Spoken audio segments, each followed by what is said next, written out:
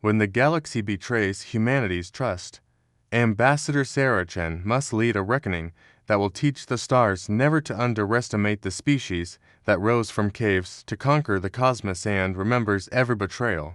The great crystalline amphitheater of Nexus Prime buzzed with the harmonic frequencies of a dozen alien species. Ambassador Sarah Chen stood at the human delegation's podium, her tailored diplomatic uniform a stark contrast to the flowing robes, chitinous armor, and energy fields that represented the other signatories of the Galactic Cooperation Treaty. Today marks a new chapter in interstellar relations. Sarah began, her voice carrying across the vast chamber through universal translators. Humanity pledges to share our agricultural innovations, our medical breakthroughs, and our philosophical insights with all who seek peace among the stars. Before we go any further, comment where in the world you are watching from and make sure to subscribe because tomorrow's story is one you don't want to miss. The Zelkarian representative, a towering insectoid with compound eyes that refracted light into rainbow patterns, clicked his mandibles in what passed for approval. The collective finds humanity's offerings adequate. We shall honor this treaty as we honor all profitable arrangements. Sarah's jaw tightened almost imperceptibly. Even after 3 years of negotiations, the Zelkarian spoke of honor and profit in the same breath. But she had learned to read between the lines of alien diplomacy. The crystalline ethereals hummed, their agreement in frequencies that made the air itself sing. The aquatic depths dwellers released bioluminescent patterns that painted the chamber in shifting blues and greens. The Terran Federation commits to providing grain shipments to Kepler for 4-2b. Within 6 standard months, Sarah continued, consulting her holographic notes. Our medical teams will establish treatment centers on New Centauri, and our cultural exchange programs will begin immediately. What none of the alien delegates knew was that Sarah Chen had grown up in the bombed-out ruins of New Detroit, where humanity had learned hard lessons about trust. Her grandfather had been a Marine who'd fought in the resource wars, and he'd taught her a fundamental truth. In diplomacy, kiddo, always have a backup plan. And make sure that backup plan has teeth. The treaty was signed with great ceremony. Energy signatures, bioprints, and quantum-sealed documents were exchanged. The galaxy's media networks broadcast the historic moment across 1,000 worlds. Humanity had finally joined the galactic community as equals, or so it seemed. 6 months later, Sarah Chen stood in the emergency session chamber of the United Nations Space Command, her face grim as she addressed the assembled military leaders and government officials. The holographic display behind her showed the smoldering remains of the grain convoy that had been destined for Kepler for 4-2b.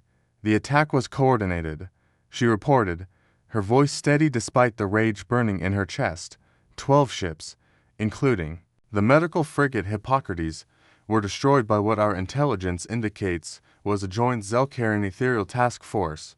Admiral Marcus Rodriguez, his withered face scarred from his service in the Martian Independence War, leaned forward. They attacked our humanitarian convoy. That's not all, Sarah continued, activating another display. Our cultural exchange teams on 7 different worlds have been arrested on fabricated charges. The depths dwellers have seized our underwater research stations, claiming they violated territorial sovereignty that was never mentioned in the treaty.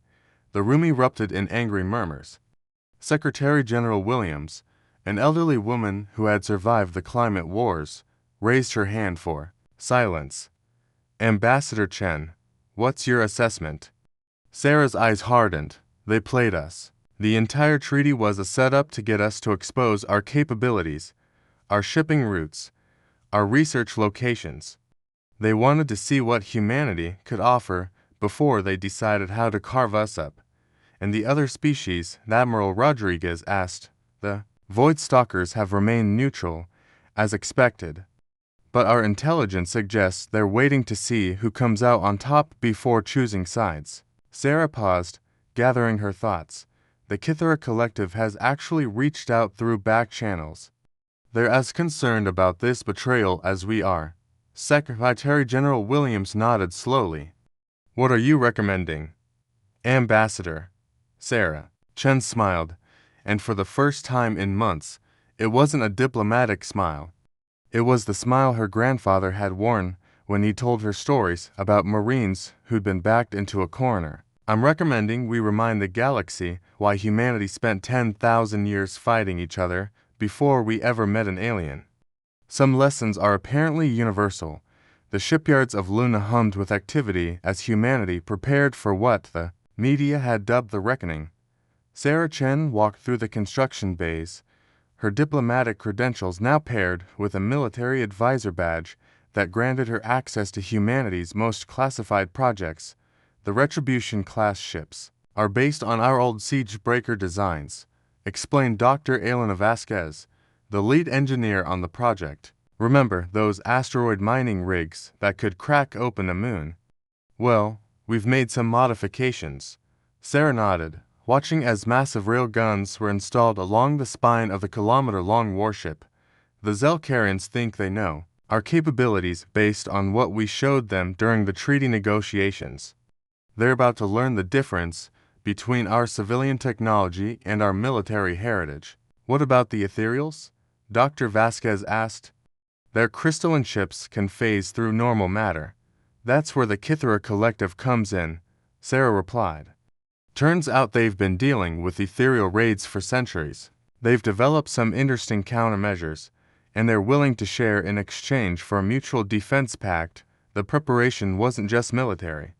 In the diplomatic corps, Sarah had assembled a team of negotiators who understood that sometimes the best diplomacy happened at the end of a gun barrel. Captain James Park, a former Marine who transitioned to diplomatic security, would lead the military attache.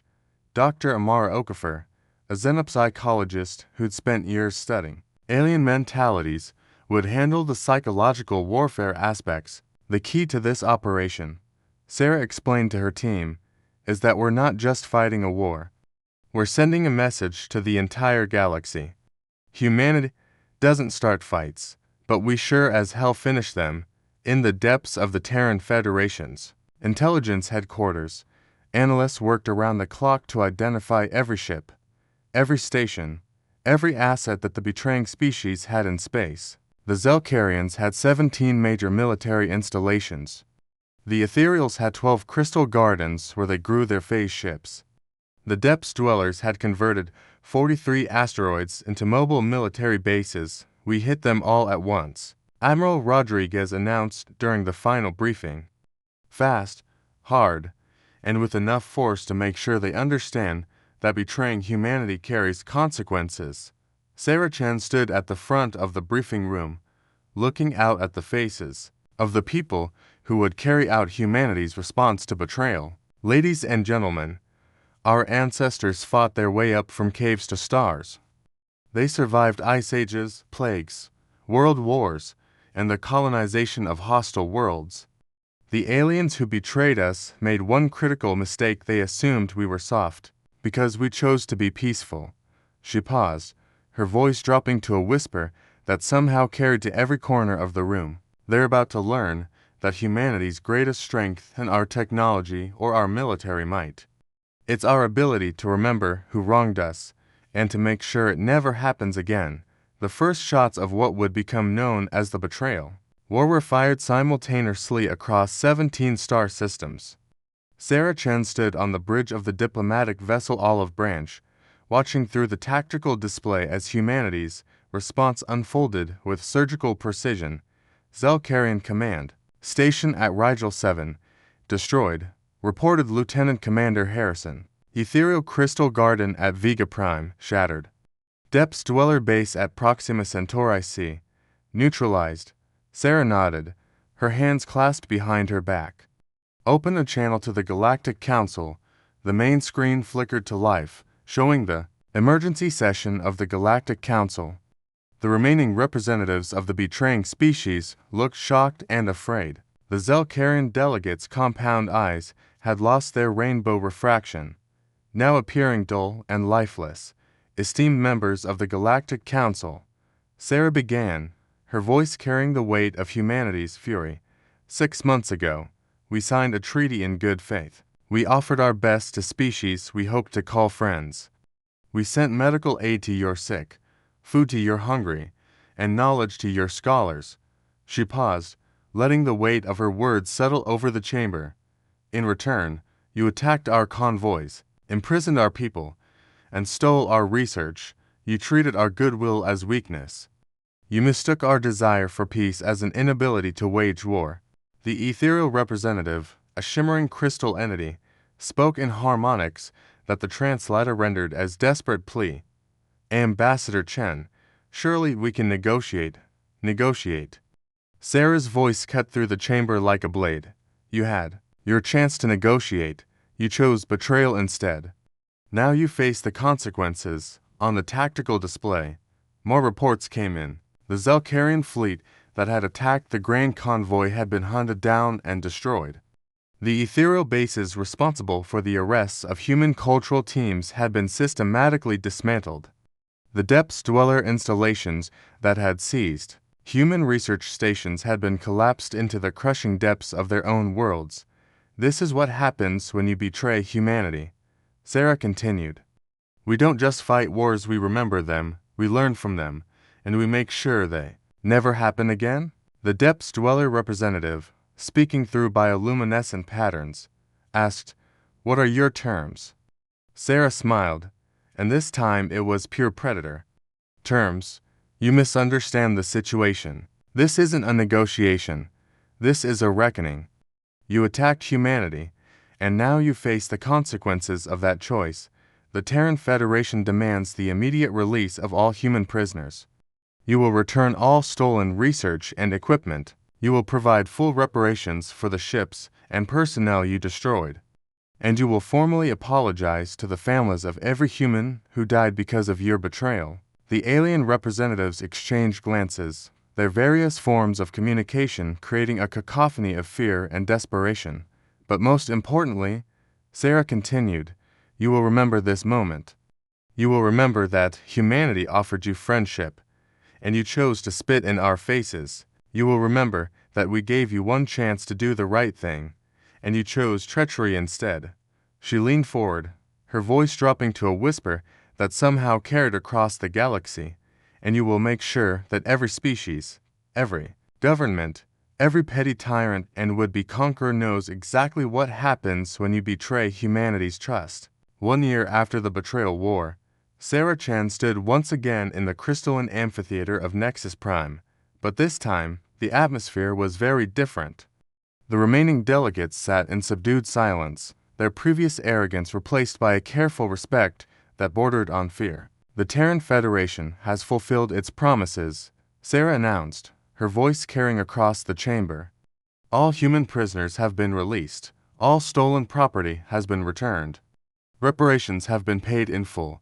The Zelkarian representative, a different individual than before his predecessor, had been reassigned to the military disaster, clicked his mandibles nervously. The collective acknowledges humanity's decisive response to the treaty violations.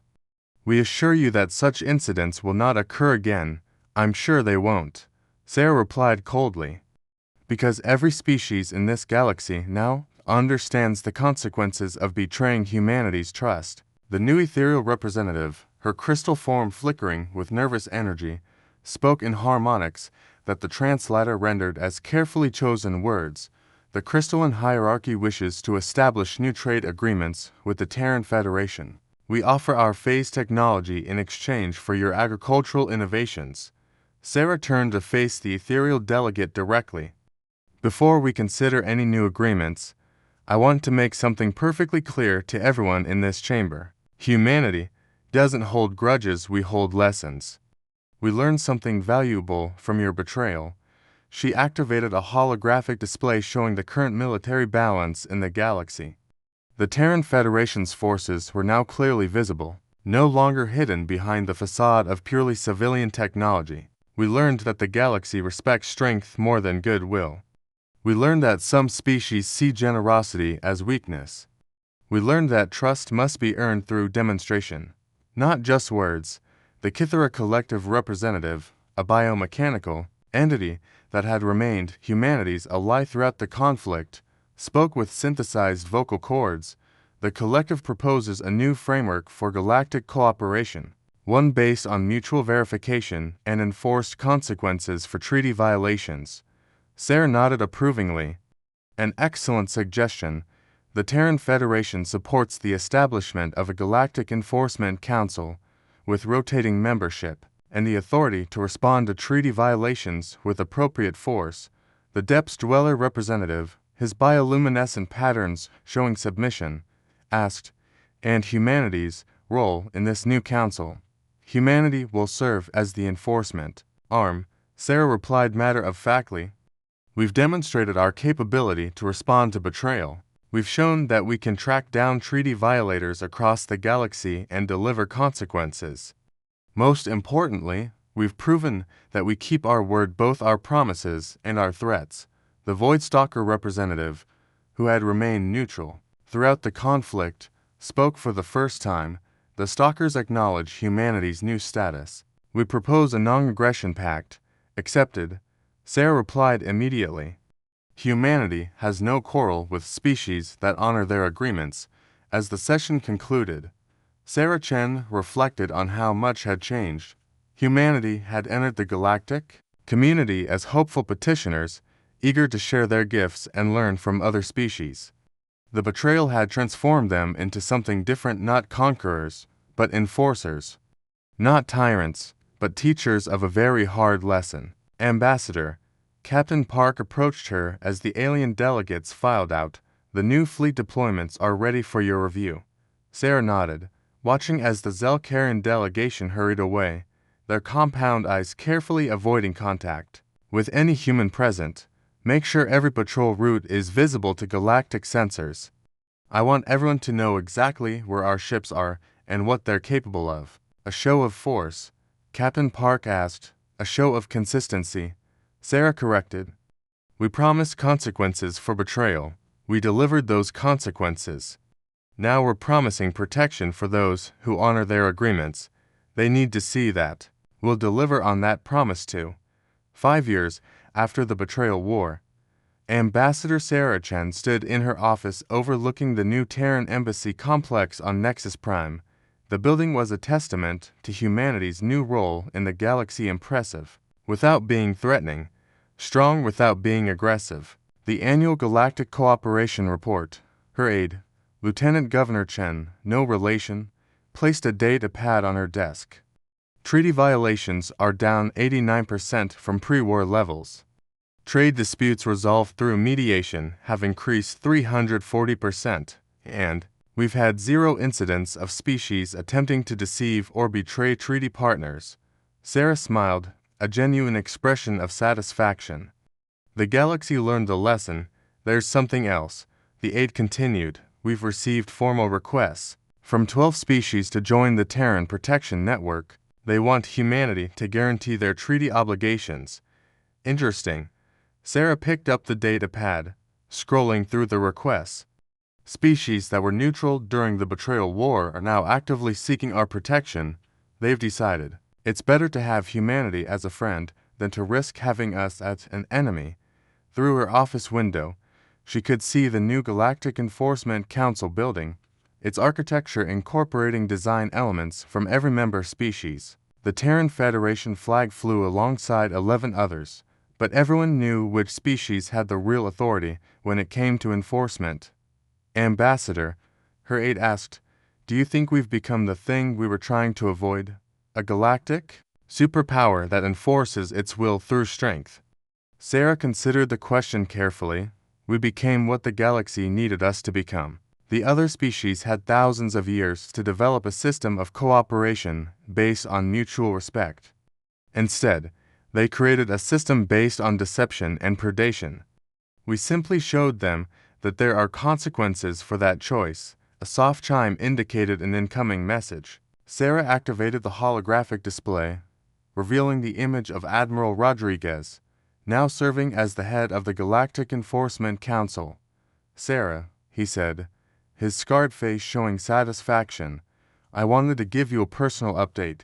The Outer Rim Consortium has formally requested membership in the Galactic Cooperation Framework. They specifically cited humanity's enforcement record as the reason they trust the system. How many species does that make? Sarah asked. 47. We've gone from 12 founding members to 47 active participants in 5 years. Word is spreading that honoring your treaties under the Terran Protection Network is the safest way to do business in the galaxy. After the call ended, Sarah Chen walked to her window and looked out at the bustling streets of Nexus Prime. Humans walked alongside aliens of every description, but she noticed something that hadn't been there before the war: respect. Not fear, not subservience, but genuine respect for what humanity had accomplished. They had come to the galaxy offering friendship and been met with betrayal. They had responded with overwhelming force and clear consequences, but most importantly, they had followed through on their promise to protect those who honored their agreements. The galaxy had learned that humanity's greatest strength wasn't their technology or their military might. It was their ability to remember both kindness and cruelty, and to respond to each with appropriate measure. The betrayal had changed everything. The aliens who had seen humanity as weak prey had learned too late that they had awakened something far more dangerous than a conqueror. They had awakened a teacher, and the lesson humanity taught was one the galaxy would never forget. In the end, they had gotten exactly what they had asked for when they betrayed the treaty. They had wanted to test humanity's resolve. They had wanted to see what humans would do when pushed. Now they knew. And they would spend the rest of their existence making sure no one else made the same mistake. Ambassador Sarah Chen, now in her 70s, stood before the memorial wall in the Terran embassy. The names of every human who had died in the betrayal war were etched in quantum steel that would last for millennia. Visitors from across the galaxy came to read those names and remember the cost of breaking faith with humanity. They died because we trusted too quickly, she said to the group of young diplomats who had come to hear her speak. But their sacrifice taught the galaxy a lesson that has prevented countless wars and betrayals since. One of the young diplomats, a woman barely out of the academy, asked, "Do you think we were right to respond so harshly?" Sarah Chen smiled, the same smile her grandfather had worn when he told her stories about Marines who'd been backed into a corner. "Child, we didn't respond harshly. We responded appropriately. The galaxy had to learn that humanity keeps its word, both our promises and our threats. Once they understood that, everything else became possible." She gestured to the bustling plaza outside, where humans and aliens worked together on projects that would have been impossible before the war. "Look around you. We have more genuine cooperation now than we ever did under the old system. Trust, once broken and rebuilt, is stronger than trust that was never tested."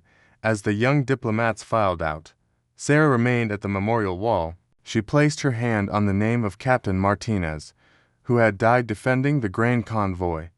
His sacrifice had not been in vain. The galaxy had learned that humanity's greatest gift wasn't their technology or their resources.